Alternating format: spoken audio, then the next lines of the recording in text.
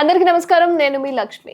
ఈసారి big Boss season 8కి సంబంధించి nominations విధానం అనేది చేంజ్ అయిపోయింది. ఒక్క అవినాష్ తప్ప మిగతా వాళ్ళందరూ కూడా నామినేషన్స్‌లో ఉన్నారు. బట్ ఈసారి ఎవరు ఎలిమినేట్ అయిపోతారు, ఎవరి ద్వారా ఎలిమినేట్ చేయబడతారు అన్న విషయాలను ఈరోజు మనతో పాటుగా ఆర్‌జే శేఖర్ భాషా గారు alias Bigg Boss season 8 contestant Shekhar Bhasha గారు, ఆనిముత్యం శేఖర్ భాషా గారు ఇప్పుడు నాతో పాటుగా ఉన్నారు. ఒకసారి అడిగి తెలుసుకుందాం.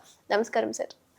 సార్ అంటే ఈసారి నామినేషన్స్ అనేవి ఒక్కళ్ళు తప్ప అంటే పాస్ గెలుచుకున్నారు కాబట్టి అవినాష్ గారు ఒక్కళ్ళే ఎస్కేప్ అయిపోయారు. మిగతా వాళ్ళందరూ కూడా నామినేషన్‌లో ఉన్నారు. బట్ ఈసారి నామినేషన్స్ అనేవి డైరెక్ట్‌గా ఆడియన్స్ ద్వారా మీరు ఎలిమినేట్ అయిపోతారు అని చెప్పి బిగ్ బాస్ చెప్పడం జరిగింది. దీని వెనక అసలు రహస్యం ఏంటి? ఎవరి ద్వారా ఎలిమినేట్ చేయబడతారు అనేది ఏంటి? శివాయ్ మనసులో ఏంటనుకుంటున్నాడు ఎవరికి తెలియదు, కానీ అవినాష్ అయితే బచాయించిపోయాడు. అవును. కానీ మోస్ట్ లైక్లీ విష్ణుప్రియ అండ్ ప్రేరణ కొంచెం రిస్క్లో ఉన్నట్టు అనిపిస్తుంది. ఎందుకంటే తేజ, పృథ్వీ అవుట్. ఇప్పుడు విష్ణుప్రియ, ప్రేరణ వీళ్ళకి కొంచెం ఎఫెక్ట్ పడేట్టుంది. రోహిణికి లేదా? రోహిణి బాగానే ఉంది, గట్టిగానే ఉంది. రోహిణి, అవినాష్, నిఖిల్ అండ్ గౌతమ్, నబీల్ వీళ్ళు స్ట్రాంగ్గా ఉన్నారు. నబీల్ కూడా కొంచెం రిస్క్లో ఉన్నాడండి. డోయ్ నబీల్ కరెక్ట్గా ఆర్డర్లో చెప్పాలంటే విష్ణుప్రియ, నబీల్, ప్రేరణ. ఓకే. సో వీళ్ళ ముగ్గురులో ఎవరో ఒకళ్ళు, ఇద్దరు 7 మెంబర్స్ ఉన్నారు. అంతే. సో 7 మెంబర్స్లో వీళ్ళిద్దరూ ఎలిమినేట్ అయ్యే ఛాన్సెస్ ఉన్నాయి అని అంటే ఈసారి ఎలాగో ఇద్దరు అవ్వాలి, ఎందుకంటే మొత్తం 5గురే ఉండాలి కాబట్టి. మేబీ లిస్ట్ చూసుకుంటే నబీల్ అయిపోయే ఛాన్స్ ఉన్నాయి, ఈవెన్ విష్ణు అయ్యే ఛాన్సెస్ అయితే ఉన్నాయి. బట్ అంటే ఈసారి నాకు తెలిసి మొన్న బ్యాక్ టు బ్యాక్ వచ్చినట్టుగా తేజ, పృథ్వీ వచ్చినట్టుగా వీళ్ళిద్దరు కూడా బ్యాక్ టు బ్యాక్ రావచ్చు, ఎవరన్నా సరే వచ్చేవాళ్ళు. అది ఎలా ఉండబోతుంది ఏంటి ముగ్గురులో అనేది ఎవరా ఇద్దరు అనేది నా డౌట్. ఓకే. మిగతా వాళ్ళందరూ టాప్ 5లో ఉంటారు. ఉండొచ్చు. సో టాప్ 5లో అంటే గెలిచేది ఎవరు?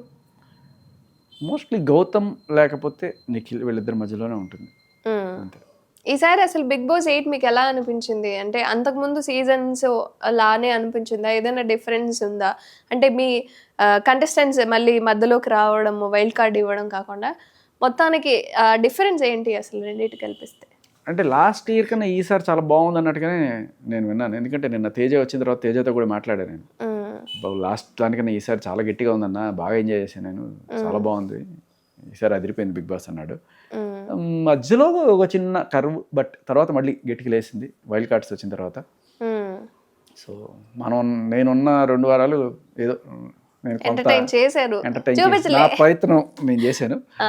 బట్ తర్వాత కొంత ఆ రోజు స్టేజ్ మీద నాగార్జున గారు కూడా అన్నారు, అది ప్రాసలు కాదు, సీత కొంచెం ఏడుస్తుంటే, ఏంటి సీత ఏడుస్తున్నావు, శేఖర్ వెళ్ళిపోతే నవ్వులు వెళ్ళిపోతాయనే అన్నారు అనమాట. That's N honour. సో నిజంగానే కొన్నాళ్ళు డల్ అయ్యాను. నేను వెళ్ళిన తర్వాత ఆ జోకులు అవన్నీ కొంచెం తగ్గినాయి, బట్ మళ్ళీ వైల్డ్ కార్డ్స్ లేపారు పైకి. ఈవెన్ నిన్న పృథ్వీ మాట్లాడుతూ కూడా మీ గురించి కొంతవరకు నాకు చిరాకు అనిపించినా సరే చాలా సాఫ్ట్ పర్సన్ అని మీ గురించి చెప్పడం జరిగింది. అవునా, మిస్ అయినా ఎక్కడ? బస్లో చెప్పారు. ఓకే.